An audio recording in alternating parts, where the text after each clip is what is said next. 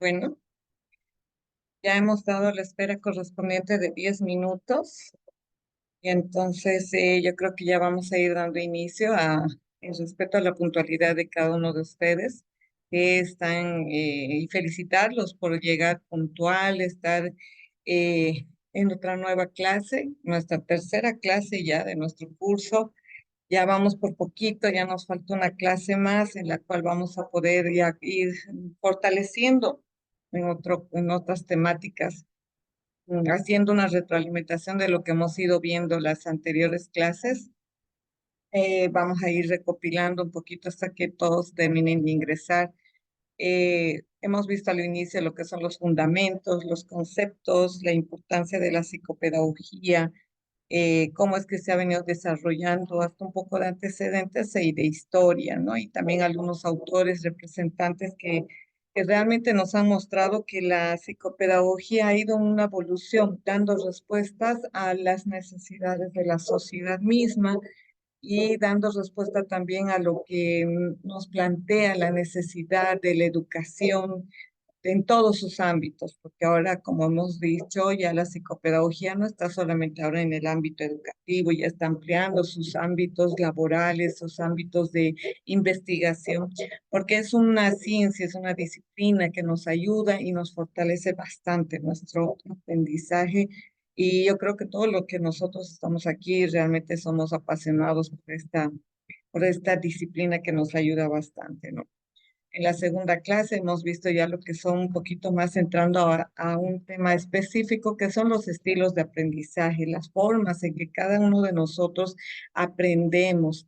¿Por qué razón hemos visto esto? Porque nos hemos visto que uno de los fundamentos principales de la psicopedagogía ahora es que ya ve al ser como un ser holístico, ¿no? Un ser íntegro. Entonces, también no podemos alejarnos ahora de decir que existen otras disciplinas, existen otras ciencias que están colaborando en el desarrollo de la investigación y fortaleciendo los conocimientos de la psicopedagogía, como es la neurociencia. Y dentro de lo que hemos revisado, hemos visto estilos de aprendizaje de diferentes autores, ¿no? Que nos hablan de lo que es el desarrollo, la predominancia de del lado del cerebro, los cuadrantes también hemos visto lo que son la programación neurolingüística, que de igual manera está fortaleciendo y está haciendo bastantes estrategias que nos pueden colaborar y fortalecer nuestro ámbito laboral. Entonces, hasta ahí hemos ido desarrollando durante todas estas clases y nos ha parecido, bueno, a mí a lo menos me ha parecido que estamos yendo con su participación y también con lo que ustedes van aportando de cierta manera, también sus experiencias y sus comentarios también fortalecen lo que es el desarrollo de estos cursos. Entonces, bienvenidos nuevamente. Así que vamos a ir dando inicio a lo que nos corresponde la temática del día de hoy, que también va a estar de una manera, como ustedes han visto, hemos venido desarrollando ya nuestras sesiones de una manera interactiva. ¿Qué es lo que nos gusta, no? Que todos participemos, que todos estemos atentos y dentro de mis sesiones me gusta poner ciertas cositas o espacios donde nosotros podemos participar o tener un plus más de aprendizaje de algún contenido que nos va a fortalecer nuestro desarrollo de contenido. Entonces, vamos a ir viendo. No hay consultas, no hay dudas para iniciar nuestra sesión. Ninguna. Muy bien. Entonces, vamos a ir empezando con compartiendo la pantalla para ir viendo nuestra presentación. El día de hoy nos convoca esta temática que es sumamente interesante para todos nosotros. Ya hemos visto lo que es específicamente los estilos de aprendizaje, pero ahora vamos a ir viendo las dificultades específicas del aprendizaje, porque todos hemos visto que todos tenemos diferentes formas de aprender, pero en ese aprendizaje, en ese proceso, a veces surgen ciertas dificultades o algunos factores internos o externos, porque hemos visto que nosotros como individuos estamos dentro de vivimos tanto dentro de un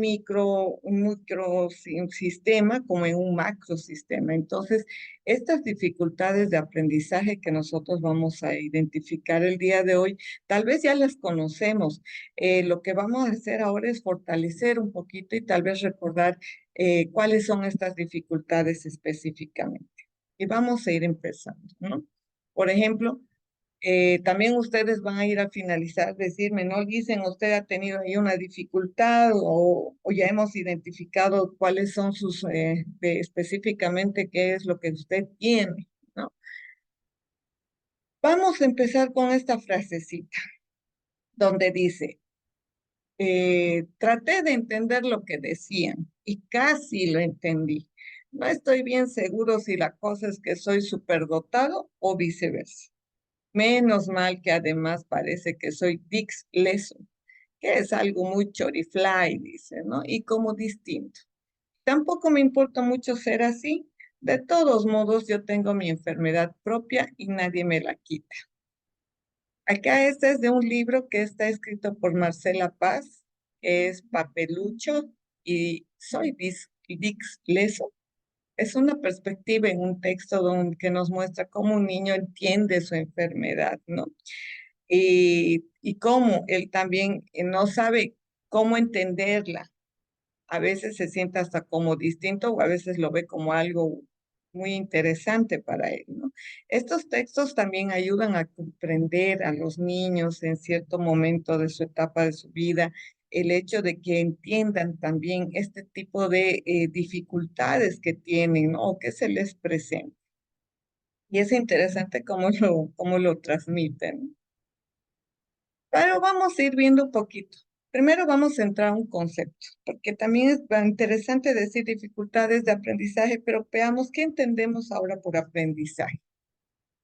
El aprendizaje, vamos a ver este concepto que es del Diccionario de Psicología Psicoactiva, que nos dice que el aprendizaje es un proceso activo por el cual un sujeto modifica su conducta dándole un carácter personal a lo aprendido.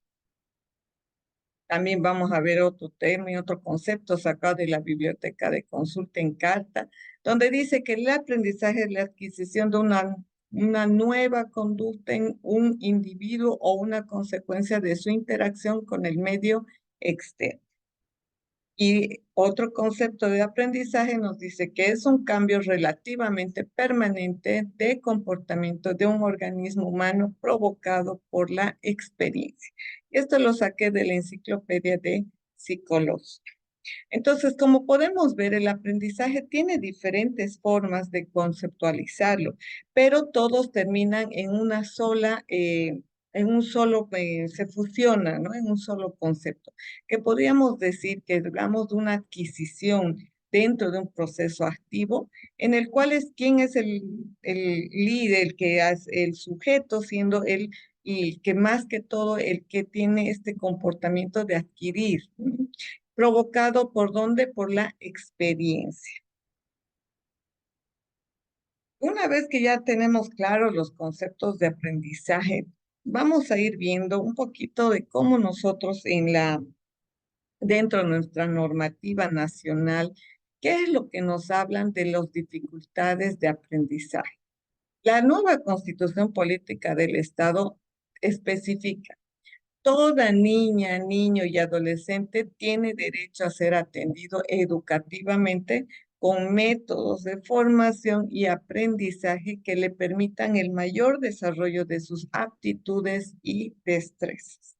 Una vez que se plantea esto, se precisa que el Estado promoverá y garantizará la educación permanente de niñas, niños y adolescentes con dificultades en el aprendizaje. Entonces, como vemos, el Estado ya mismo está reconociendo que sí existen las dificultades de aprendizaje.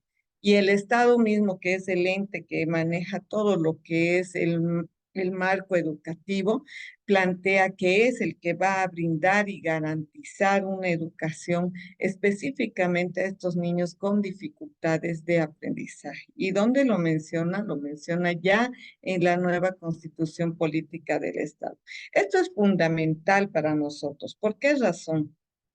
Porque nos hace dar cuenta de que todas las acciones que nosotros vayamos a hacer en bien de esta población infantil y adolescente que presenta este tipo de dificultades están resguardados legalmente, porque estamos hablando que ellos ya tienen este derecho a ser atendidos educativamente con métodos de formación. Eso también, ¿qué nos quiere decir? Que cualquier niño que nosotros veamos, que los padres de familia, en todo caso, o tutores, o personas que estén en cargo de ese niño y que tengan o que veamos que tiene esta dificultad y que no le quieran brindar tal vez un apoyo, una atención, un diagnóstico o una prevención ante alguna dificultad o algún trastorno que se identifique, entonces estarían cometiendo una vulneración de ese derecho a los niños, ¿no? Y esto es muy importante, como les recalco, para nuestro ámbito laboral, porque también nosotros podemos exigir dentro de lo que es el Estado que exista mayor amplitud en lo que es el acceso a personas que puedan promover lo que es una atención más que todo y permanente a específica a estos niños que tienen estas dificultades. Ahora vamos a ir viendo un poquito de los antecedentes, una vez que ya hemos visto cómo es que lo están planteando en un marco legal aquí en Bolivia. En la actualidad se plantea una atención planificada y organizada para los y las estudiantes que presentan dificultades en el aprendizaje para disminuir que la repitencia, el desfasaje y el abandono escolar. Más que todo ese es el objetivo, ¿no? Que tiene en lo que es el ministerio con sus planteamientos. Dentro de la ley educativa de educación número 70, Avelino Ciñani nos menciona que asumen varios artículos la intención de crear políticas educativas a favor de esta población, hasta ahora prácticamente invisibilizada. Dentro del artículo 17 nos dice contribuir con políticas, planes, programas y proyectos educativos de atención a personas con dificultades de en el aprendizaje. La responsabilidad entonces reside en llevar a la práctica acciones que ayuden a que a detectar, evaluar y atender al estudiantado con dificultades en el aprendizaje. Todo lo que vemos en estos antecedentes nos marca un marco interesante y también un marco que nos muestra una realidad que podemos decir bajo nuestra experiencia o bajo su análisis, si es que realmente se está cumpliendo o en todo caso se está iniciando un proceso de cambio donde podamos ya visibilizar, por ejemplo, como quien dice, visibilizar que sí pueden encontrarse dificultades de aprendizaje en el ámbito educativo. Hasta aquí, por ejemplo, ¿tiene alguna opinión? ¿Cómo les está yendo? ¿Qué piensan de estos antecedentes dentro del marco legal? ¿Se están cumpliendo dentro de las unidades o dentro del marco educativo? ¿Cuál es su opinión de ustedes en este momento?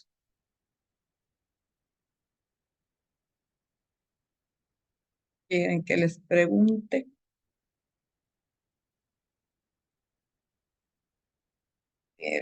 Ya pregunta. Es una opinión, no sé si quisiera participar. Elina, Miriam,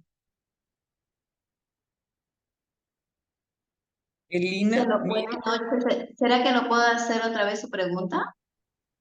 Claro, Elina, estamos hablando de los antecedentes del marco legal, por ejemplo, en la ley Avelino nos dice que están creando políticas educativas a favor de esta población que tiene dificultades en el aprendizaje. También nos dice que la responsabilidad no solamente del Estado está llevando a que ayuden acciones a detectar, evaluar y atender al estudiantado con dificultades en el aprendizaje. ¿Qué es lo que usted piensa dentro de su realidad? Dicen, dentro de mi realidad es cierto, lo estamos llevando, Mm, pero ¿cuál es nuestra situación? Que tenemos poco personal para ayudar, digamos, a las áreas regulares para que estos niños sean incluidos también en las áreas de educación especial.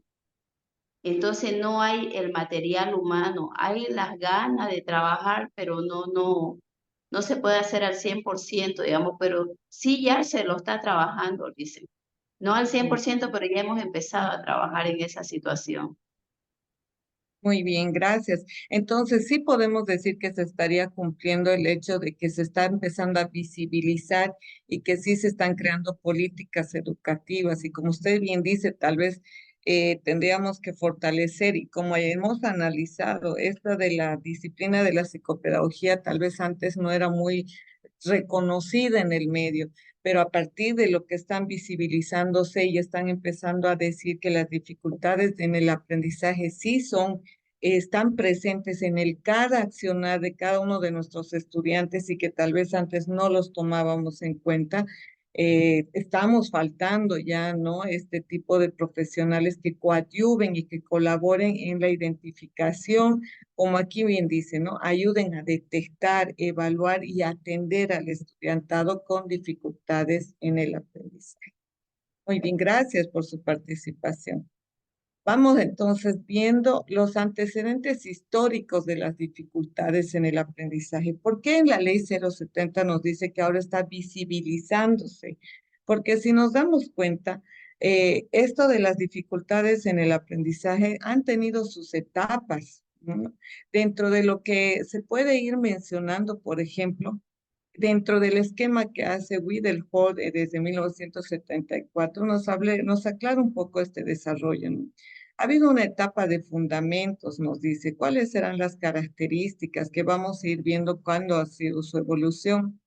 Ha habido una creación del campo, antes, por ejemplo, esto estaba más que todo centrada en adultos con lesión cerebral, donde se pensaba que, o se identificaba esto ya en personas adultas y cuando eran niños no había estas características de pensar que había una dificultad, ¿no? Investigación médica clínica, iniciación en las líneas sobre el lenguaje hablado, escrito y trastornos perceptivo-motores. Y aquí están algunos autores que coadyuvan esta información. La etapa de transición empezó desde el diseño y aplicación de tratamientos correctivos, ya empezamos a hacer una atención al niño, había una investigación desde la psicología y la educación y también ha habido un desarrollo de instrumentos de evaluación, ¿no? En esta etapa de transición. Ya en la etapa de integración apareció aparición del Learning Disability, crisis del modelo neuropsicológico, integración de tendencias y enfoques, y son las primeras asociaciones de padres y profesionales quienes empiezan a hacer visible todo este proceso, toda esta parte que también era poco analizada e investigada. Ya entrando en el mismo concepto, vamos a ir viendo qué son las dificultades específicas de aprendizaje. Nos dice que las dificultades específicas de aprendizaje son alteraciones de base neurobiológica y afectan a procesos cognitivos implicados en el lenguaje, la escritura, la lectura y o el cálculo, con implicaciones relevantes en el ámbito escolar. Y dice que pueden darse a lo largo de la vida, aunque normalmente se presentan antes de la adolescencia. Eh, en algún momento, cuando estábamos en nuestra primera sesión, todos había comentado que había una psicopedagoga que mencionaba, ¿no? Que todos nosotros tenemos en algún momento de nuestra vida que reconocer que tenemos alguna dificultad de aprendizaje, aunque no lo sepamos a veces, ¿no? Aunque no nos hayan detectado, pero tal vez como ya somos adultos, ya podemos tal vez en el ámbito laboral o uno mismo ya empezar a reconocer, uy, creo que algo está un poco diferente en mí. Y ese concepto de esa psicopedagoga era muy interesante porque nos dice también que hay alumnos que requieren una atención educativa diferente a la ordinaria para que puedan alcanzar el máximo desarrollo posible de sus capacidades. Y entre ellos se encuentran los alumnos con dificultades específicas de aprendizaje o DEA. Dentro de lo que nosotros también manejamos o conocemos dentro de lo que es el DSM-5, el Manual de Diagnóstico y Estadístico de los Trastornos Mentales, nos habla también de los conceptos de los trastornos específicos. Con dificultad en la lectura, si además nos dice que afecta a la corrección de la lectura de palabras, a la velocidad o fluidez y o a la comprensión con dificultad en la expresión escrita, si además afecta a la corrección ortográfica, corrección gramatical y de la puntuación, claridad u organización de la expresión escrita. Y cuando tenemos un trastorno con dificultad matemática, si además afecta el sentido de los números, memorización de operaciones aritméticas, cálculo correcto, fluido o razonamiento matemático. Aquí podemos ver de igual manera, ¿no? Con dificultad en la lectura, además, si existe una dificultad en la expresión escrita, con dificultad matemática, debemos especificar la gravedad actual, que puede ser desde leve, moderado y grave, ¿no? Con el DSM-5 es la que nos permite poder especificar este grado. Asimismo, podemos ver que la ley reconoce y define expresamente cuatro trastornos específicos de aprendizaje: la dislexia, la disgrafía, la disortografía y la discapacidad.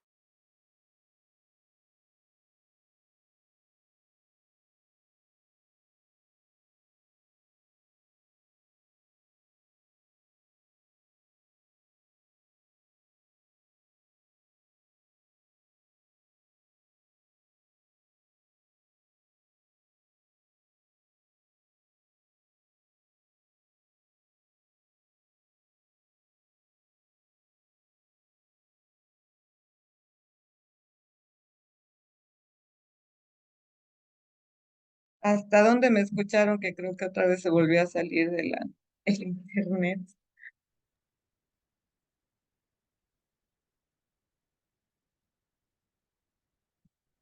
Vamos a ver si Hasta hasta ¿cómo se llama?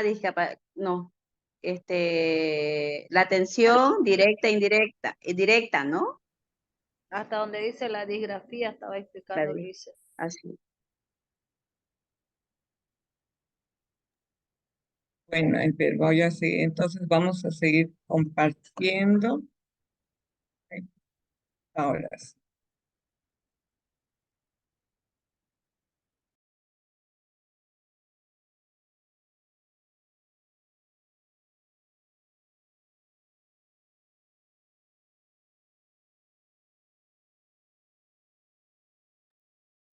ya.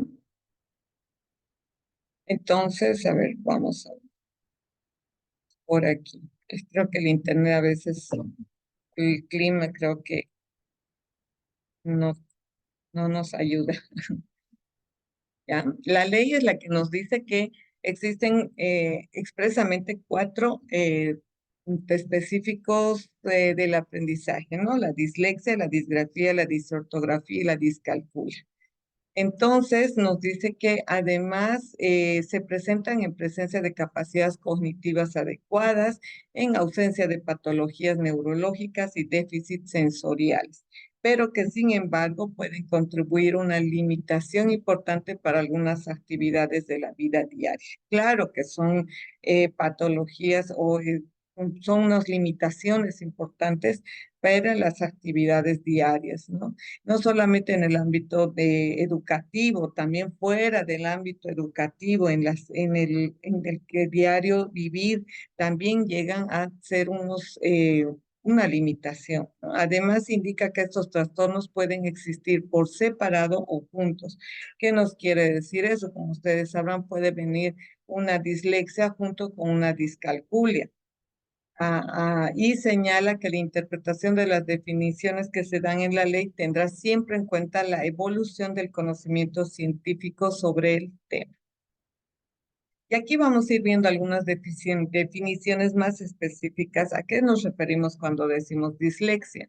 Por ejemplo, dislexia es el trastorno específico que se manifiesta con una dificultad en el aprendizaje de la lectura, en particular en el desciframiento de los signos lingüísticos o en la corrección y rapidez de la lectura. Disgrafía, trastorno específico de la escritura que se manifiesta en la dificultad de la realización gráfica de la escritura. Disortografía, que es el trastorno específico de la escritura que se manifiesta en dificultad en los procesos lingüísticos de transcodificación. Y la discalculia, que es el trastorno específico que se manifiesta con una dificultad en los automatismos del cálculo y procesamiento de... Aquí vamos a ver un poquito más los conceptos, pero más adelante vamos a ir desglosando cada uno de estos trastornos reconocidos. Dentro de lo que nosotros podemos ir ya entrando a lo que es la dislexia, por ejemplo, empezaríamos mencionando acerca del desarrollo normal de la lectoescritura. Cuando nosotros hablamos de este proceso de la lectura, que corresponde a un proceso que se inicia previo al ingreso del niño a la educación escolar. Los niños durante su etapa de educación preescolar desarrollan habilidades y aprenden conocimientos esenciales para adquirir la lectura mucho antes de que la instrucción formal comience. Se habla del concepto de precursores tempranos de la lectura como aquellas variables relacionadas con el niño o con su entorno que están directamente relacionadas con la adquisición de la lectura. El desarrollo normal de la lectoescritura nos habla de un ejemplo, por ejemplo, la conciencia fonológica, la rapidez para nombrar estímulos en serie, el vocabulario y la repetición de frases e historias. Por esta razón, cuando nosotros mencionamos que la etapa fundamental del desarrollo de nuestros niños es hasta qué edad es la etapa fundamental, dónde es que nosotros podemos fortalecer todo este ámbito eh, para generar lo que son las habilidades lingüísticas, más que todo es en el área inicial. A veces nosotros como papás no consideramos la importancia que se tiene en esta etapa, en la inicial. ¿Por qué razón? Porque consideramos a veces que los niños no necesitan de tener una educación bien formal y estructurada y de acuerdo a una metodología. A veces solamente consideramos o consideraban, ¿no? Porque tal vez eso también ya está modificando y cambiándose, de que los niños solamente tenían que tener un desarrollo tal vez motriz, ¿no? Más que todo una motricidad gruesa o una motricidad fina y dejaban de un lado lo que es la lectura o lo que es las habilidades del desarrollo del lenguaje. Pero nos damos cuenta que mientras no brindemos a los niños diferentes recursos, experiencias de lecto, mediante imágenes, mediante canciones, mediante rondas, que eso también se ha ido perdiendo en la educación inicial, ¿no? Ahora creo que la educación inicial ponen más lo que son los videos de YouTube, que son un recurso interesante, pero tal vez antes necesitábamos que el niño aprenda el ritmo, le daban lo que son los instrumentos musicales, aprenda con, y los mismos responsables de la educación, ¿no? Tenían que también saber un poco más del arte, ¿no? Arte, lo que es la música, para poder desarrollar todo esto como unos precursores tempranos de lo que es la ley. Ahora, como nos dice que nuestro proceso de lectura, y ya vamos a entrar a lo que es la dislexia, ¿cómo están ustedes en su lectura? ¿Cómo les está yendo? ¿Tienen una buena agilidad para leer o también estamos con baja nivel de lectura. ¿Alguna vez se han preguntado ustedes si tienen un buen nivel de lectura?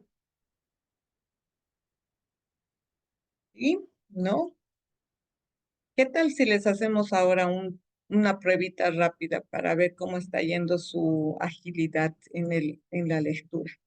¿Desean hacer esa prueba? ¿Sí? A ver, vamos a preguntar a alguien. Angélica Pazzi. De nueva Angélica. Angélica Pazzi. Buenas noches, Lice. ¿Cómo está? Buenas noches. Mire, con usted vamos a hacer la prueba para leer veloz. ¿Quiere hacer la prueba de lectura rápida? Lice, es que ahorita estoy solo con mi celular, no estoy Le en va mi a salir casa. ahorita, vamos a compartir solamente esto. Para todos en sí. Vamos a ver hasta qué nivel. Lo que van a ir dando a esta lectura no va a leer, solamente me va a decir hasta dónde llega. Lo que van a leer, lo que van a tener ahorita son ejercicios de lectura veloz en un video que les va a ir saliendo las letras y las palabras que deben leer por minuto, ¿ya? Y lo que voy a hacer con ustedes es solamente decir de que usted me diga hasta qué nivel ha llegado, ¿de acuerdo? Y todos, vamos a ver si es que hasta qué nivel es el máximo al que todos pueden llegar. Entonces voy a empezar a la 1, a las 2 y a las 3. Por favor, todos van a estar atentos. ¿Se puede ver la imagen? La voy a compartir con sonido. Todos pueden ver, ¿verdad? Sí, Lice, se ve. Ya. Entonces, a la 1, 2 y 3. 150 palabras por minuto. Aumenta tu capacidad lectora. Finaliza, palabras pasan por minuto. Ahora estás, ¿por qué? Usar de manera, recuerda, prácticamente conseguir resultados. Lectura 200 palabras por minuto.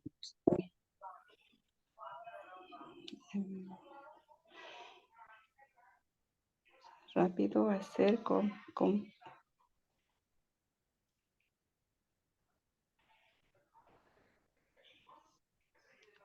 50.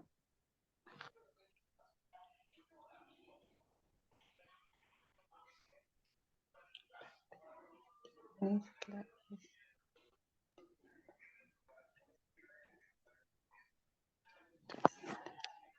¿Quién ya va llegando a 300? Yo.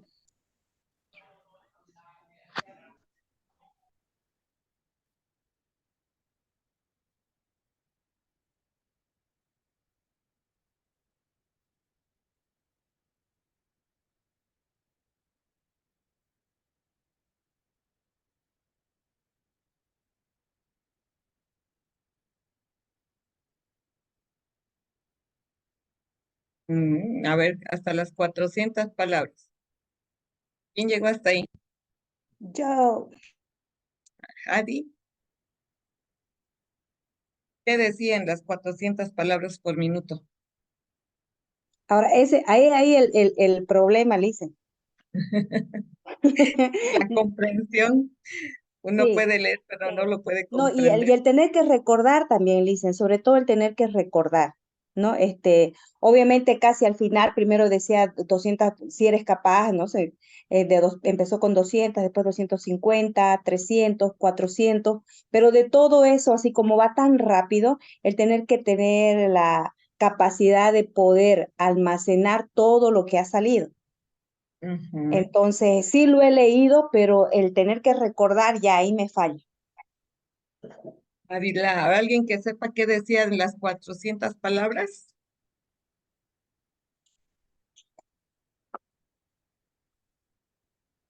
¿O en las 300? ¿Hasta cuánto llegaron? Esto de la lectura rápida, Miriam, ¿quiere conversar?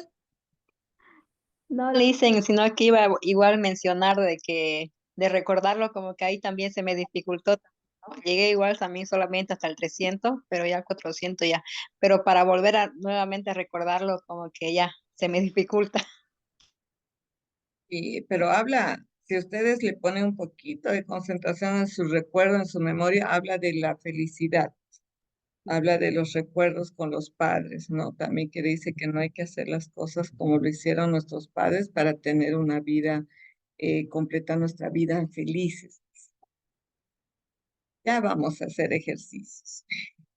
Pero son iguales, bueno, pero ¿por qué razón? Porque nosotros tenemos que, esto de la lectura rápida nos ayuda a generar no solamente la lectura, también tenemos que ayudar a comprender lo que estamos dando, lo que nuestros ojos ven. Muy bien. Y ya les voy a dejar algunas páginas al último para que ustedes también puedan hacer ese ejercicio. Tal vez en plataforma sea mi evaluación, ¿qué les parece?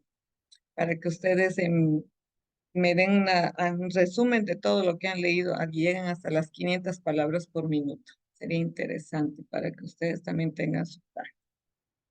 Bueno, entonces vamos continuando.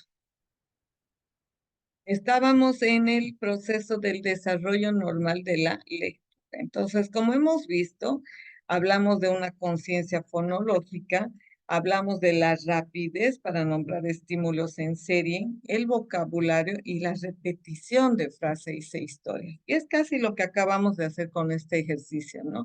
Tendríamos que ser, hemos dado una lectura rápida, pero a la vez tendríamos que estar dando lo que es la comprensión y lo que es la repetición de algunas frases que se nos... Vayamos viendo entonces una definición. La conciencia fonológica o conciencia fonémica nos ayuda en lo que es a identificar la dislexia. ¿Por qué razón? Porque es la dislexia, es lo que nos dice que es una habilidad para decodificar e identificar una palabra en fonemas. A su perturbación se le denomina déficit o defecto fonológico. Vamos a ver que en epidemiología la prevalencia variable en diferentes estudios y según definición del cuadro con cifras entre 5 a 17% que hay personas que tienen este tipo de dislexia, ¿no? La dislexia, según los estudios que han investigaciones, es el trastorno que más se presenta a nivel educativo y es el que más se presenta también dentro del nivel primario. Y la dislexia tiene estos signos clínicos que son más evidentes. Aquí podemos ir viendo la lectura, por ejemplo. Leen de forma entrecortada, nos dice. Inventan el final de algunas palabras y pronuncian otras mal. Leen en voz baja antes de leer en voz alta. Y también se presenta la lentitud en la lectura. En la escritura podemos ver que existe la caligrafía inconsistente e irregular, a excesivas faltas de ortografía, inversiones de letras, omisiones de letras o sílabas y fragmentaciones indebidas. En este ejemplo podemos ver cómo se presenta en la escritura una caligrafía inconsistente, irregular, con excesivas faltas de ortografía, inversiones de letras, omisiones y también en la lectura, ¿no? En la lectura van a empezar a leer de forma entrecortada y a veces esto provoca que los niños, los estudiantes, no les guste lo que es el salir adelante, el expresar, a veces ni siquiera, o se ponen con mucha ansiedad y les da hasta escenas de pánico el hecho de tener que salir a hacer una lectura. Pero a veces nosotros pensamos que es solamente ese miedo o ese pavor que tienen al público, pero a veces podemos no, tal vez entendemos que dentro de una evaluación correcta, saber que tal vez tienen una dislexia, la cual le provoca esta ansiedad y genera estos espacios, ¿no? O estas formas de lectura. También lo que generalmente en el ámbito educativo, cuando están con leen en voz baja, ¿qué es lo que siempre le decimos a nuestros alumnos o lo que vemos, ¿no? Lea con más, no te escucho, lea más fuerte. La lentitud en la lectura. Otro signo clínico que también es evidente para ver si para una prediagnóstico de una dislexia. Nos dice de la dislexia, signos clínicos sugerentes, el riesgo de dislexia en los preescolares, ¿Qué es lo que nos hace el retraso en aprender a hablar con claridad? Confusiones en la pronunciación de palabras que se asemejen por fonética, una historia familiar de problemas disléxicos. También tenemos que ver si es que esto ya viene desde el ámbito familiar. ¿Por qué razón? Porque a veces, como hemos visto, el desarrollo del lenguaje es un lenguaje imitativo también, ¿no? Entonces puede ser que venga desde ya con un ámbito familiar o a una aptitud para la construcción y los objetos y juguetes técnicos, nos dice juguetes de bloques, legos, rompecabezas, entre. La dislexia, dentro de la dislexia vienen asociadas algunas dificultades, por ejemplo, la disfasia o trastorno específico del lenguaje, la disgrafía, la disortografía, dificultades para el uso correcto de las reglas de ortografía, el TDAH y la dispraxia. Viendo esta imagen, ¿de qué creen que vamos a hablar ahora? No vemos ninguna imagen, Licen. No le creo, no estoy pasando mis imágenes, No, no Licen. estoy compartiendo. ¿Por qué razón no estoy compartiendo? Pero sí que está compartiendo. Mm, Ahora ¿Cómo se le ve.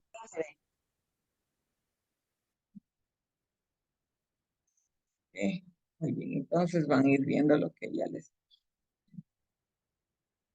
La definición que hemos visto de la dislexia y aquí están los ejemplos, ¿no? Algunos, lo que es en la escritura. Como les decía, la dislexia viene asociada a dificultades asociadas como la disfasia o trastorno específico del lenguaje, disgrafía, disortografía, TDAH y dispraxia. Ya viendo esta imagen, ¿de qué trastorno creen que vamos a hablar?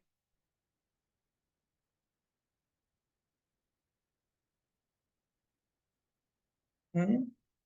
Aquí hay números, hay signos, hay operaciones. De la discalculia, licenciada. Muy bien, claro que sí, de la discalculia. La discalculia es aquella que es un trastorno en procesamiento matemático, ¿no? Su definición, ¿qué es lo que nos dice? Que presencia de dificultades significativas en el desarrollo de las habilidades relacionadas con las matemáticas, tanto el procesamiento numérico como el cálculo. Eh, el trastorno de procesamiento matemático, que es la discalculia, no se explica por ningún déficit cognitivo, ni porque hay una pedagogía insuficiente, ni porque hay un déficit visual. Aquí podemos ir viendo algunos ejemplos, ¿no? Si ustedes ven aquí, por ejemplo, las sumas, la cuantificación, lo que es el orden, la seriación, lo que es la dirección de los números, también se ven afectados. ¿Cómo se manifiesta? Nos dice. En preescolares, las dificultades para comparar magnitudes, dificultades para contar, no identifican números. Y en los escolares hay una dificultad para entender signos, dificultad en el cálculo mental, dificultad para alinear números y signos, dificultades para comprender conjuntos. Entonces, por ejemplo, el niño puede escribir el número 5 en número y en letra, no lo va a poder asociar, por ejemplo, ¿no? Para él lo que está escrito no es la misma cantidad lo que ve él en escrito. ¿Cómo podemos ver en este ejemplo? Problemas en sentido del número. Por ejemplo, hay dificultad en distinguir tamaños y formas. Confusión de signos entre el menos, más, división por y los números. Déficit en cálculo, o sea, tienen dificultad en el cálculo mental. Déficit en conceptos, tiempo, espacio, signos y direcciones. Dificultad en contar comprensivamente. Por ejemplo, de esta manera, ¿no? Incapacidad para comprender y recordar reglas y conceptos. En cuanto a la representación mental de la cantidad, como lo vemos aquí, su déficit se manifiesta como dificultades, estimar y comparar magnitudes, por ejemplo, comprender conmutatividad, representar un número en más de una manera, reconocer resultados poco razonables al calcular y reconocer patrones numéricos, sentido de número. ¿Qué tal les va a ustedes o alguien ha visto cómo es cómo se presenta esta dificultad de la discalculia en sus estudiantes? Que también es bien común, ¿no? O alguno de nosotros yo creo que seguimos con esto de las dificultades, pero no así como una discalculia, ¿no? Vamos, la discalculia nos dice que en epidemiología existe una prevalencia de 3 al 6% de la población infantil presenta discalculia. Similar al de otros trastornos del desarrollo como la dislexia o el déficit de atención con hiperactividad. Existe también una igual distribución entre hombres y mujeres, porque no se olvide que algunos trastornos a veces son más prevalentes en alguno de los géneros. Y también existen factores de riesgo que tendríamos que tomar en cuenta, el síndrome de Turner o los biológicos como una asfixia perinatal o fenilcetonurina. Aquí, una vez que hemos pasado discalculia, con esta imagen, ¿qué trastorno creen que vamos a desarrollar ahora? Disgrafía. Muy bien, vamos a ver si es disgrafía. Sí, perfecto. Que la disgrafía nos dice que se refiere a un trastorno relacionado con la escritura en relación con el tamaño de las letras, la distancia entre las letras y la ortografía. Pero antes de que entremos a la disgrafía, acá nos menciona que la dislexia o el déficit de atención viene relacionado o es similar a los trastornos de déficit de atención con hiperactividad. Y yo les quiero compartir, y vamos a ver un video de un psiquiatra más que todo que tenía o que presenta el TDAH y nos menciona su historia. Y tal vez yo quiero que ustedes la puedan ver para que podamos compartir y también para que ustedes puedan escuchar lo que él menciona en su historia de vida siendo él portador de un TDAH. Y cómo ha ido viendo su realidad desde lo que era de una etapa desde una etapa muy inicial hasta lo que él es ahora de una manera profesional, ¿ya? Entonces les voy a pedir que estemos atentos al video que les voy a compartir. ¿Por qué razón? Porque tal vez les vaya a hacer algunas consultas al culminar esta presentación, ¿ya? Entonces les voy a compartir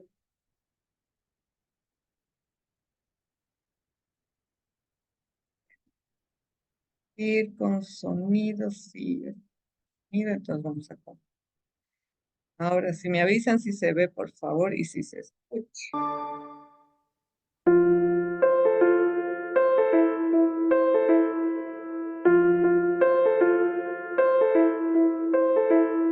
Yo fui un niño muy travieso.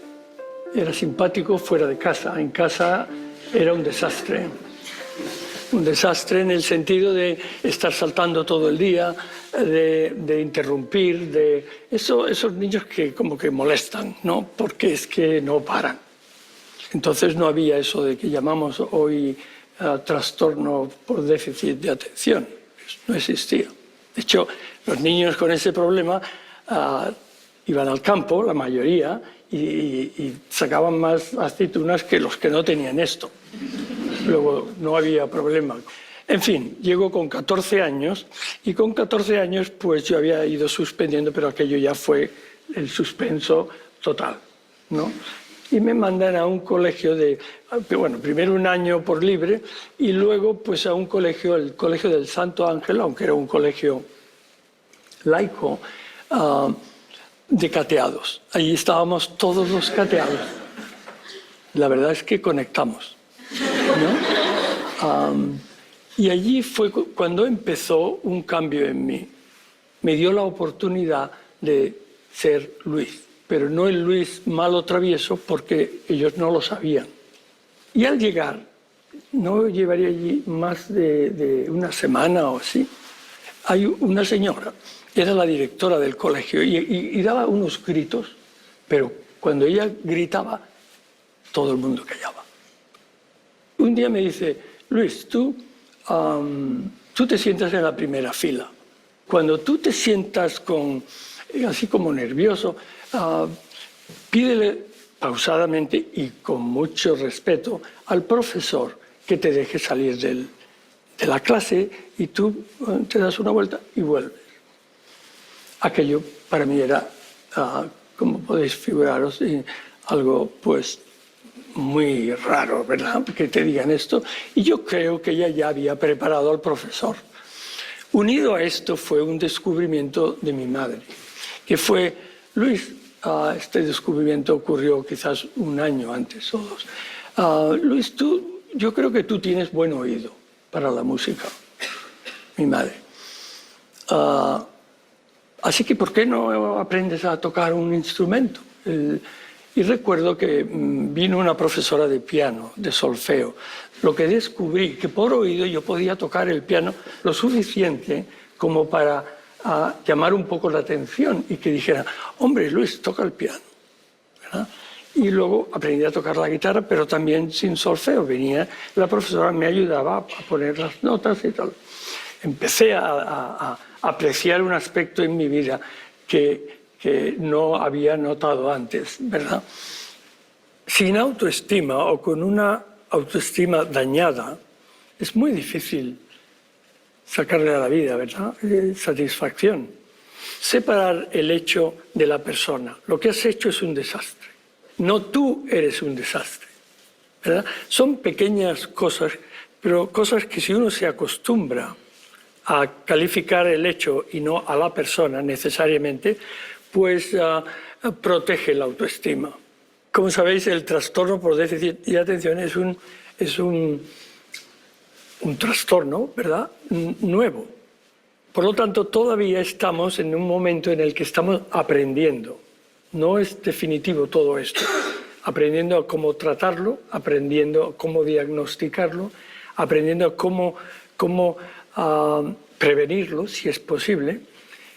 Sabemos que tiene un componente genético, lo cual no quiere decir que seguro, si la madre o el padre tiene este trastorno, los hijos lo vayan a tener, porque es todo una cuestión, como sabéis, los genes son probabilidades, ¿no? También sabemos que es un proceso de inmadurez cerebral. Hay zonas del cerebro que controlan el autocontrol y la actividad física que no se desarrollan lo suficiente y por eso aparece en la infancia.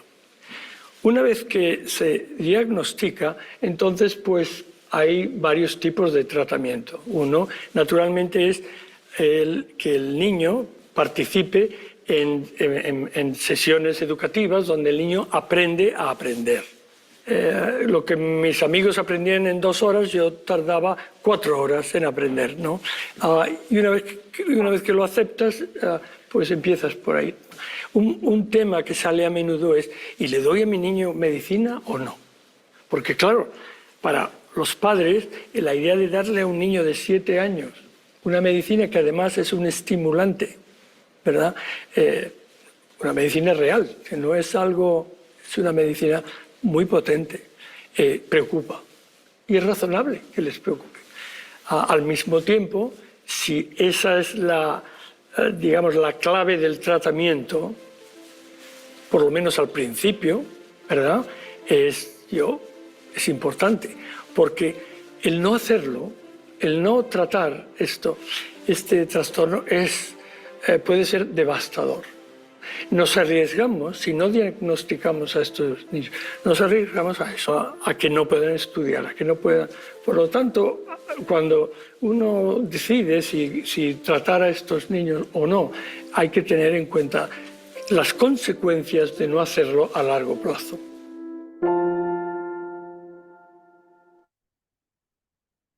Muy bien. Ahora sí, ese era el psiquiatra de Nueva York, Luis Rojas Marcos, que es un psiquiatra y también es un profesor. Y como ustedes también lo han escuchado en su explicación, él nos explica que él tiene este trastorno del TDAH. ¿Qué les ha parecido? ¿Alguien quiere comentar algo acerca de lo que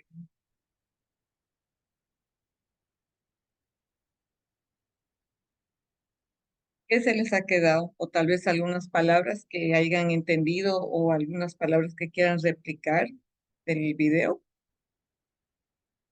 Licen, buenas noches. Buenas noches. Ahí él nos comenta claramente que dentro del aula que él participaba de su curso, lo que los otros aprendían en menos tiempo, él necesitaba más tiempo, ¿no? Para poder captar, ¿no? Claramente, ¿no? Que es lo que tenemos en la realidad en el aula, ¿no? No todos tienen el mismo ritmo de aprendizaje, ¿no? Son diversificados, ¿no? Tienen Sí, diferentes ritmos de aprendizaje. exacto. Y peor todavía cuando un niño, como él dice, ¿no? Yo al reconocer que tenía TDAH. Ustedes han escuchado, antes sabían que era un TDAH, por ejemplo, él menciona en su historia. Buenas noches, Lice. Buenas noches. Respecto al TDAH, digamos, más antes no había mucha bibliografía o tal vez no se daba mucho a conocer, puesto que ya había, ¿no? El TDAH, pero no estaba identificado, al menos, por ejemplo, yo tenía a mi hermano que igual, digamos, era hiperactivo, ¿no? Pero, digamos, nadie sabía que era hiperactivo, entonces siempre él era el malo de la clase, digamos, ¿no? El molestoso. Y yo creo que eso hoy en día ya está todo identificado y entonces es bueno, digamos, que nosotros podamos intervenir a tiempo. Si se le interviene a una temprana edad o se le detecta a una temprana edad, entonces se le puede ir controlando y podemos sacar, ¿qué le digo? Fortalecer lo que él puede, como aquí, como el psiquiatra, el que nos vio el video, indica que él era oído, aprendió a tocar el piano y también la guitarra, ¿no? Entonces, hay muchos estudiantes que tal vez fortaleciéndolo su habilidad, podemos llegar a que él pueda ser alguien que, digamos, pueda ser más productivo para la sociedad, ¿no? O sea, que pueda valerse por sí mismo también. Porque a veces con estos niños pensamos que no van a lograr, pero ellos tienen algo que sí podemos fortalecer y hacer crecer y que sea para su futuro pueda ser independiente también. Sí, correcto. Gracias. Y tiene un muy buen punto a favor porque tenemos y hay una visión ahora, ¿no? Que nos dice que tenemos que dejar de ver sus dificultades, sino más bien tenemos que ver ahora sus potencialidades de todos estos niños, ¿no? O sea, cambiar esta imagen, como el bien nos dice aquí el psiquiatra, este profesor, nos dice que es muy diferente decir, por ejemplo, eh, lo que has hecho es un desastre, a decir tú eres un desastre. O sea, él mismo reconoce y en esas palabras tal vez nos muestra cómo es tan importante también este hecho de que nosotros como pedagogos o como psicopedagogos o como educadores, como docentes, también tenemos que empezar a cambiar hasta esa forma de expresarnos con las personas, porque él mismo dice, ¿no? Al bajar la autoestima de estos niños, también provocamos que ellos generen que tienen no, o sea, tengan ese propio concepto de que son un desastre. Pero él dice, no afectemos a la persona, sino afectemos el hecho. Y también hay otra palabra que me gusta que él dice en esa frase donde dice que gracias a que le cambiaron a otro colegio, han visto que él mismo reconoce y dice, uy, qué diferencia había en ese colegio de que le decían, le daban la oportunidad de un espacio de tiempo para que él pueda salir y tener ese momento de relajarse, de poder autocontrolarse y poder volver, regularse. Y él mismo dice, no, o sea, en ese colegio me trataban de diferente manera, porque en el otro obviamente iban solamente los que en ese entonces eran los que bien ha dicho, ¿no? Los traviesos, los que tenían más mala conducta y no eran considerados como que tuvieran alguna dificultad. Y a él, como bien dijo, es el aprender a aprender. A mí me llevaban a aprender, porque mientras, como ustedes han escuchado, dice que si a sus compañeros tardaban 2 horas en aprender algo, a él tardaba 4, pero aprendía. Entonces, es muy interesante este video porque nos muestra esa realidad, ¿no? La realidad que todos nosotros lo vivimos en cada una de nuestras actividades y más que todo también nos menciona lo del TDAH, que tiene que ser diagnosticado y que tiene que ser diagnosticado tal vez en un momento oportuno, nos dice. Y que también tenemos que apoyar a los papás porque, como él mismo dice, existe ese miedo por parte de los papás. En algunos casos, ¿no? En otros casos tal vez no existe ni siquiera el apoyo por parte de los papás. Y en otros tal vez existe una sobreprotección.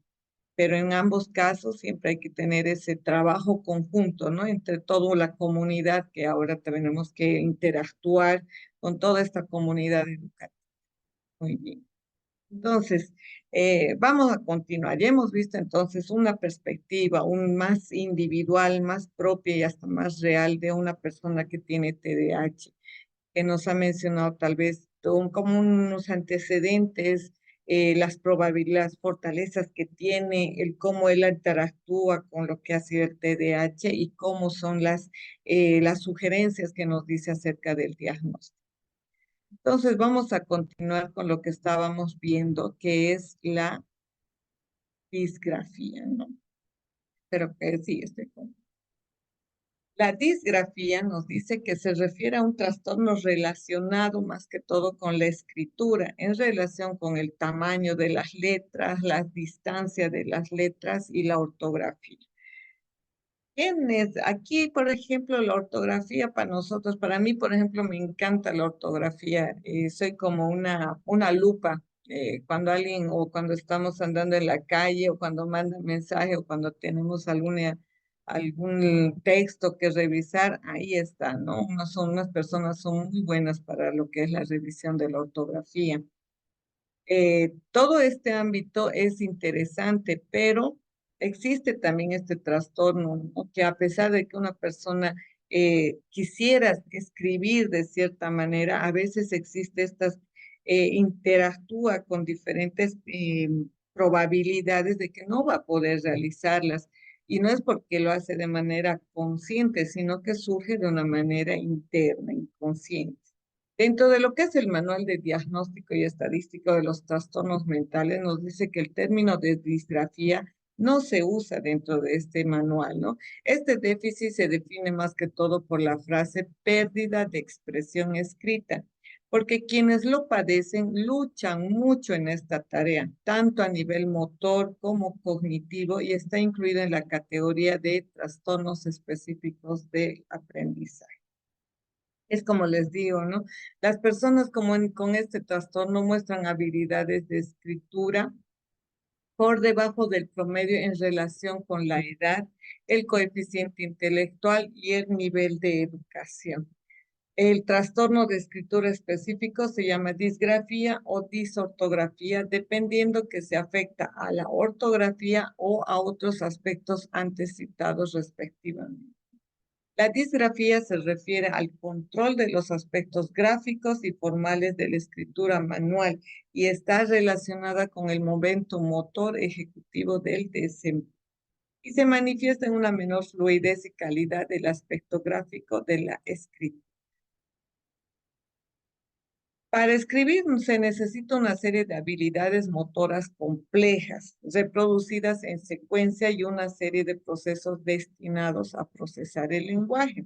En niños disgráficos, estas habilidades no están adecuadamente integradas y de hecho son más lentos y tienen varias dificultades para escribir. Sin ayuda, un niño con disgrafía seguramente tendrá dificultades en la escuela, con todas las consecuencias negativas a nivel emocional y también a nivel conductual. Eh, estas personas más que todo que tienen disgrafía, nosotros sabemos que en el ámbito educativo lo que más utilizamos pues es la escritura, ¿no? Y el hecho de que uno tenga problemas al momento de escribir y no desarrollar unas habilidades motoras que debían de haberse desarrollado más que todo desde una etapa inicial, entonces presentan lo que son conductas más que todo de timidez, presentan conductas de baja autoestima o de que no quieren ni siquiera mostrar sus cuadernos, no presentan las tareas.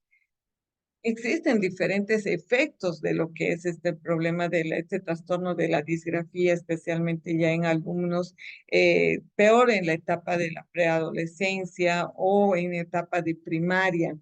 Aquí es donde generalmente les afecta bastante porque ya no quieren tal vez ni siquiera asistir, entonces existe una ausencia o hasta a veces el abandono escolar. La disgrafía tiene pero diferentes tipos, nos menciona. Es posible identificar que existe la escritura disléxica, por ejemplo. La espontánea es ilegible, mientras que la escritura copiada es bastante buena y la ortografía es mala. La velocidad del movimiento de los dedos es normal. Lo que es una disgrafía motora. Se debe a un déficit en las habilidades motoras, poca destreza, tono muscular deficiente y o torpeza motora no especificada. En general, la escritura es pobre e ilegible, incluso cuando se copia un documento. La velocidad del movimiento de los dedos es normal. La disgrafía espacial está determinada por una dificultad en la percepción del espacio. La escritura y la copia son incomprensibles. La ortografía es normal y algunos niños pueden tener una combinación de dos o los tres tipos de disgrafía. ¿Ustedes han visto al inicio si había en algún momento que tenía alguna disgrafía espacial? Claro que sí, ¿verdad? En una de las, si ustedes son observadores, han debido ver que en algunas diapositivas he presentado esta disgrafía espacial, que si los que han tenido buena visión me lo van a poder decir más adelante. Disgrafía comorbilidad. Muchos niños con disgrafía también tienen otros problemas de aprendizaje. Por ejemplo, ya hemos hablado de la dislexia como otro trastorno del lenguaje que pueden utilizar dificultades para aprender palabras nuevas, usar la gramática correcta y transformar los pensamientos en palabras. Y el trastorno por déficit de atención, que hemos visto que son problemas de atención, impulsividad y hiperactividad. Y también la dispraxia, que es la condición que causa mala coordinación motora física y que puede afectar también la escritura. Aquí podemos ver este ejemplo. A ver si todos podemos leer. ¿Qué dice? El capitán fue de puntillas a la bodega y golpeó los barriles. Ayer que no respondió, no sé si creyó que estaban dormidos y destapó y se encontró con las ladrones cocidos como huevos fritos. ¿Qué les parece este dictado? Interesante, ¿no? ¿Encontramos estos casos? Claro que sí. ¿De qué trastorno creen que vamos a hablar ahora en base a este ejemplo?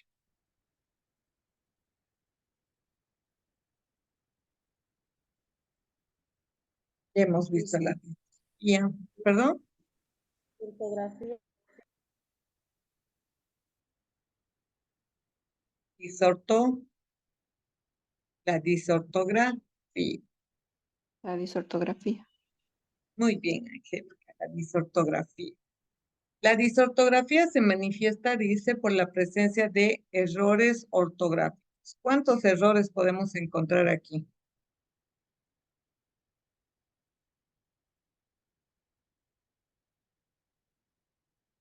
Todos los que están subrayados, ¿no? Si quieren pueden utilizar su lápiz y puede mostrarme algunos errores o marcarlos. Pero, por ejemplo, están errores que huevos, por ejemplo, encontró que está escrito con dos M's, eh, también aquí que está separado, ayer que está con doble L y está con error ortográfico. Entonces, este ejemplo es claro para poder hablar de lo que es la disortografía, que se manifiesta por la presencia de errores ortográficos inusuales en relación con el nivel de educación, edad y consciente de inteligencia del niño. La disortografía es una discapacidad de aprendizaje caracterizada por un defecto significativo y duradero para asimilar las reglas gramaticales en ausencia de un déficit neurológico.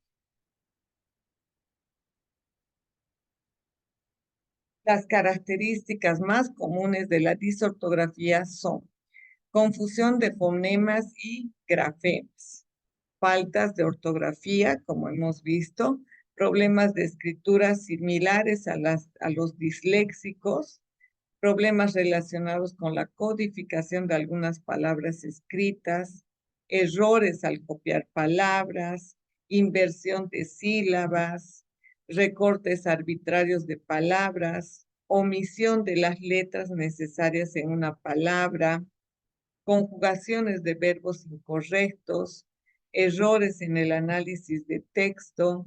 También se puede ver la lentitud, vacilación y pobreza en la escritura.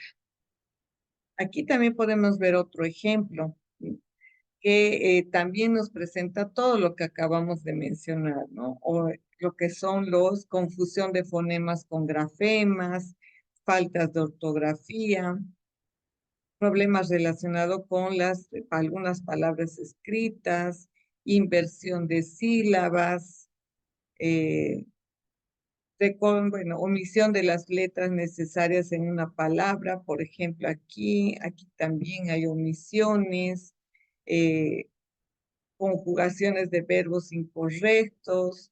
Este ejemplo nos muestra de manera clara algunas de las características más comunes de la disortografía. Y esta también es otro de los trastornos que también se presentan con mayor fuerza en lo que son los alumnos, especialmente en primaria y en secundaria. Y varios de estos trastornos, tanto de la disortografía, a veces en estos tiempos no están siendo muy tomados en cuenta. No sé si ustedes van a apoyarme en esto porque ahora la ortografía creo que es lo que menos se está tomando en cuenta en el aspecto, hasta por el celular tal vez, ¿no? Donde ya las palabras a veces ya se fusionan. La ortografía, según algunos adolescentes, ya nos dicen que ya no hay la ortografía, que las reglas de ortografía ya son caducas, entonces que el lenguaje escrito es el que ellos consideran cómo debe escribirse y la manera que ellos lo entienden. Eh, ¿Eso les está pasando a ustedes? ¿Qué piensan? ¿Que la ortografía ha perdido esa importancia ahora dentro de nuestros estudiantes? ¿O consideran que sí se sigue tomando en cuenta?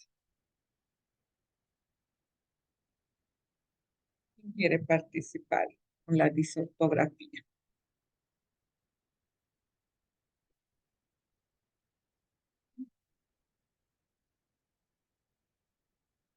Voy a preguntarle tal vez a Gabriela Linares. Gabriela,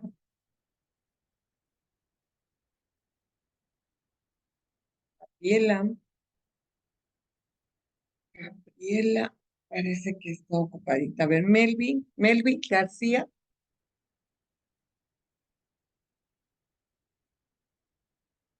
Melvin, Sí, buenas noches, Lisa. está Melvin. Sí, buenas noches. Efectivamente, como usted lo dice, en realidad sí se considera lo que es la escritura, la ortografía, ¿no? Pero al parecer, al menos ahora se ve que hay muchos más errores que antes en los adolescentes, en los niños. No sé si porque también puede ser una parte que no hay un mayor control en los niños, ¿no? Porque por una parte creo que también les afecta mucho el tema de ahora todo lo que es todo lo que manejan, pues, ¿no? El internet y todo eso ya no es como antes, como cuando uno iba a las bibliotecas y todo eso, ¿no? Sí, exacto. Tal vez este es el trastorno que más nos va a dificultar diagnosticarlo, ¿no? Porque donde más se refleja, y yo les soy sincera, al momento de evaluar, por ejemplo, lo que son sus trabajos de grado, sus trabajos de tesis de estudiantes, vieran que ahí sí uno sufre, ¿no? Porque a pesar de que lo hacemos en Word, muy bien, Word tiene su corrector, nos los corrige. Igual lo que estamos en el celular tiene su propio corrector. Entonces, a veces nosotros ya no le ponemos esa atención completa a lo que es la ortografía, los acentos, las puntuaciones, el uso de mayúsculas, minúsculas. Y este problema que tenemos ahorita nos hace que cuando llegamos a lo que es un ámbito más superior, existen unos problemas muy serios en los estudiantes, porque primero no saben lo que es una buena redacción, dentro de su redacción no saben utilizar lo que son los párrafos, los errores ortográficos son terribles, y se les puede o sea, es un punto que a veces, como bien dice su colega, no estamos tomando en cuenta, como antes. Antes, por ejemplo, era hasta mal visto que uno no sepa escribir de manera adecuada. Y ahora es un poco más tolerante lo que se ve en el aspecto de la ortografía. Eh, Bien, entonces, como hemos visto en estos ejemplos, estas serían las características más comunes en de la disortografía. Y en pocas palabras, es un problema que surge la mayoría de las veces como consecuencia de la dislexia, pero en algunos casos también puede ocurrir de forma aislada. Los signos distinguibles de disortografía pueden ser omisiones de letras o partes de la palabra, por ejemplo, multitudes para multitudes, sustituciones o inversiones de grafemas, errores de reglas de ortografía, errores de separación o fusión de palabras. Los siguientes son los errores más típicos presentados por los correctores ortográficos. Sustitución de letras similares gráficamente. La M con la N, la B con la F, la B con la D, la P y la Q, que obviamente esto empieza desde lo que es la etapa inicial, cuando nosotros vemos que a veces en la etapa de cuando los empiezan a utilizar todo el alfabeto a enseñar a los niños, ¿no? A los más chiquititos y hasta, y a veces ahí es donde se inicia estas confusiones de lateralidad, ¿no? De orden, de dirección de las letras. Por esa razón también se dice que deben explicarles solamente las letras o las sílabas más necesarias, con las vocales también, ¿no? Pero no muchas de las personas que trabajan con área inicial están capacitadas, especialmente en ámbitos donde no existe no está dentro de una escolaridad formal. El reemplazo de letras homofónicas, la B con la P, la T con la D, la F con la B, la S con la Z. Inversiones de letras de A para y para, ¿no? De pa. Dificultad para reconocer grupos silábicos complejos como la G con la N, la Ch y la G. Dificultad para leer no palabras. Dificultad para mantener la línea de lectura. Empezar de aquí y bajar y ir a otros lados, ¿no? Entonces no seguir esa línea de lectura. Relaciones espaciales y temporales confusas como derecha, izquierda, ayer, hoy, días, meses.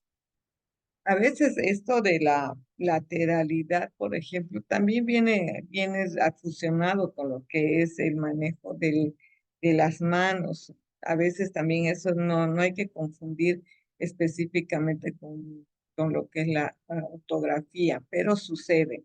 Dificultad para la expresión verbal, dificultad para copiar desde la pizarra, dificultad para tomar notas, lentitud en la lectura, dificultad para leer en voz alta, en lectura, escritura, repite sílabas, palabras, oraciones, lectura y escritura invertidas, salta las palabras, falta de comprensión del texto.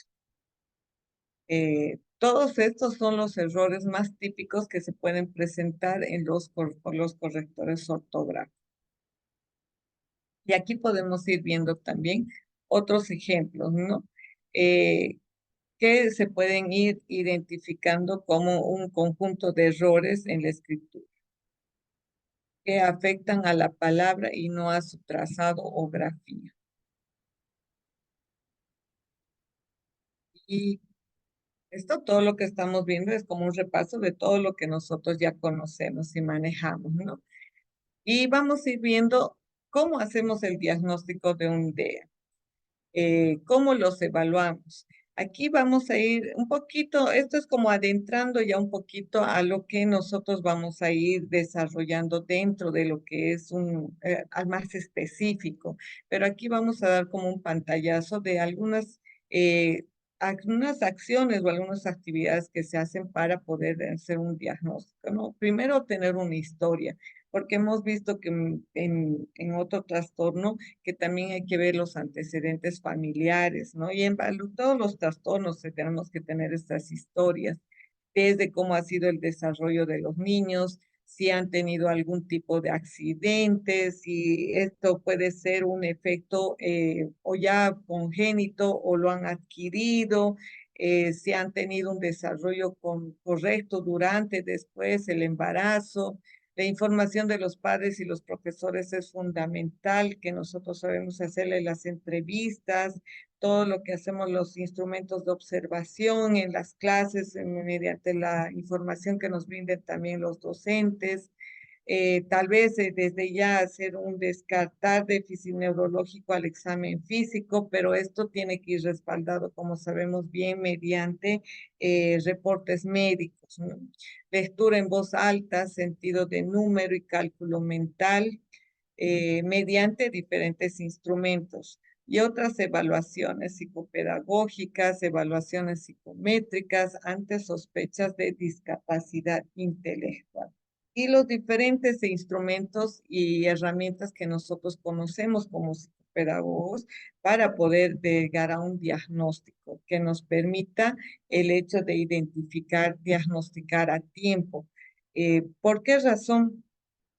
Porque como bien lo ha dicho en el video que hemos visto, mientras más nosotros podamos hacer un diagnóstico que pueda prevenir o que pueda mejorar, nos va a ayudar a brindarle las herramientas correspondientes a todos estos niños que tienen dificultades de aprendizaje para poder desenvolverse en la vida de manera adecuada, correcta y no llegar a tener estas dificultades que afectan su personalidad, que afectan su autoestima y que pueden llegar a hacer una deserción escolar por la falta de apoyo a veces o la falta de entendimiento o la comprensión por parte de la familia de no entender y pensar que estos solamente son trastornos de conducta o son simplemente actos de flojera, como podríamos decirlo, ¿no? Comportamiento inadecuado por parte de los niños o rebeldía, pero no nos damos cuenta de que tal vez por debajo, por detrás existe algún tipo de trastorno, dificultad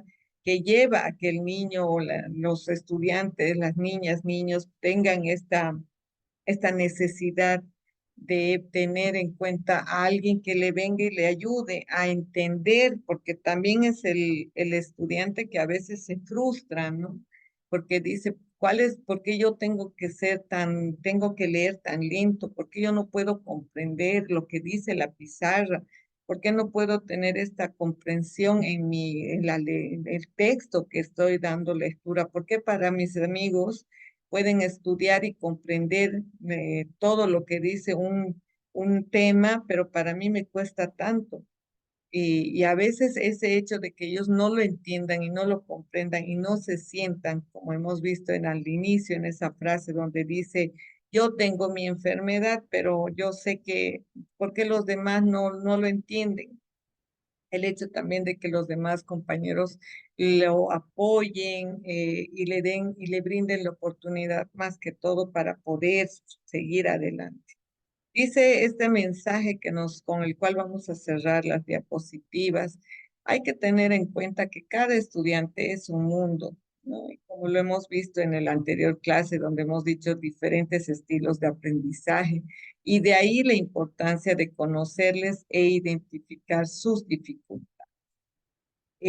Después de identificar cómo es que cada alumno empieza a tener su aprendizaje, aprender a que, a ver, y cuáles son tus dificultades que debes tener, ¿no? Y que ellos puedan reconocerlas y los demás podemos identificar y apoyarle en su desarrollo y de su conocimiento. Y como les dije, ya hemos terminado. Pero han visto que dentro de las diapositivas he tenido algunas dificultades. ¿Listo?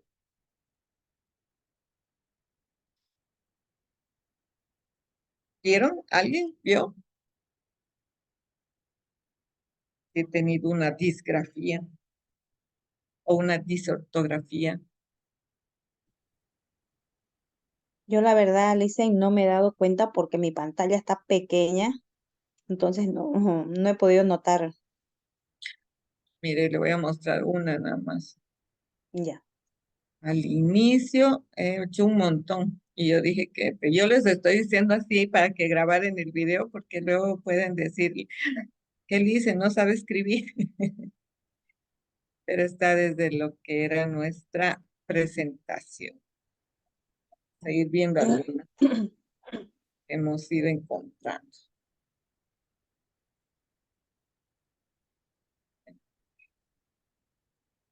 Muy bien, pero hasta que yo busque, ¿tienen algún comentario? ¿Algo que Sí, quieran Licen, por comentar? favor. ¿Sí? Yo quisiera que usted me dé alguna sugerencia. Buenas noches a todos, van a disculpar yo. Un atrevimiento. Licen, la consulta es la siguiente. Yo he observado, por ejemplo, en una escuela que es inclusiva, Ujú. bueno, recién se han estado realizando el tema de las evaluaciones para ver el tema de las dificultades en el aprendizaje.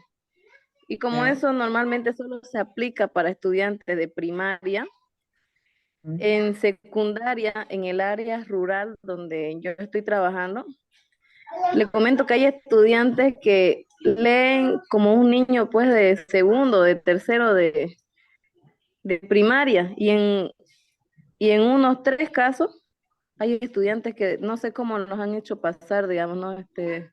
Pero no leen absolutamente nada. Por otra parte, como hablan, escriben.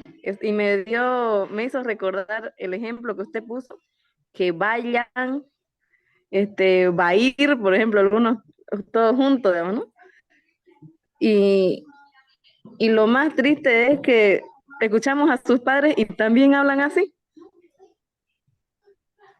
Exacto. Y ya, bueno, en ese caso, digamos, ¿cómo se puede corregir lo incorregible? Porque ya están ellos bien grandecitos, digamos, ¿no? Y, y eso va a ser bien difícil porque como usted bien dice, esto viene desde ya el aspecto cultural. ¿Ya? Por ejemplo, si usted le hace dar cuenta el error de, por ejemplo, la expresión o la coherencia de la frase que debe tener el tiempo, y van a ir a hablar a su casa y sus papás no le van a decirle, van a tener esta forma de hablar desde lo que ellos han sido pequeños, ¿no? En su vínculo familiar, en su vínculo social, en la misma comunidad le aseguro que igual deben de expresarse de la misma manera. Entonces va a ser un poco complicado, pero no es imposible. Tendríamos que iniciar, como quien dice, desde cero, eh, volver atrás, porque cuando aprendemos nosotros el lenguaje, aprendemos en la etapa inicial, cuando aprendemos lo que es la relación de una lectura clara. Y si usted me dice que todavía están en un grado de lectura muy básico para la edad que tienen, mi idea le voy a decir que les dé libros para leer, porque si yo le doy un libro al que no puede leer, es como darle un cucharón o una cocina a alguien que no sabe cocinar, ¿me entiende? No, no creo que es la mejor recomendación. Lo que yo les recomendaría es que fusione la música, que es algo que les apasiona a los jóvenes, los poemas, no los poemas que nosotros clásicos, ¿no? Pero por lo menos la redacción, que ellos aprendan a hacer sus propias canciones, que puedan tener, por ejemplo, que ellos mismos, tener una canción que les guste, ellos le cambien la letra a esa canción. mm, ¿Me entiende? Como otra método para poder que ellos aprendan a tener una lectura, por lo menos de algo que les guste repetir, pero mediante el ritmo. Porque ahorita la música sería el único, para la edad que tienen ellos, sería la única manera de que puedan acceder a tener una lectura o puedan tener la capacidad de tener una redacción lógica en lo que quieren escribir, por lo menos en unos párrafos que pueden ser dentro de una canción, a mi criterio. ¿Sí? ¿Qué le parece? Sí, Lisa, muchísimas gracias por su sugerencia. La verdad que también entristece porque lamentablemente hasta los comentarios a veces de los colegas pues dicen, no, bueno, este muchacho si sale, sale, pero si no se dedica un poquito más al deporte, pues esa va a ser su vida. Dios. O sea, como que ya se echan a la Ya le cara dan. que va a quedar así, ¿no? Sí, es comprensible. A veces en el ámbito rural nosotros tenemos esa concepción y no, no es de ahora, es desde mucho más antes. Pero lo que tenemos que nosotros hacer la concepción es de hacerles dar cuenta que ahora en estos tiempos, como hemos dicho, ¿no? El entrar a una educación superior a veces ya no es como tan estricta como antes. El ámbito superior, ahora sí que, ¿dónde más tienen dificultad los jóvenes cuando entran en el ámbito de educación superior? Es cuando tienen que presentar sus tareas, presentar sus investigaciones y plasmarlas en lo teórico.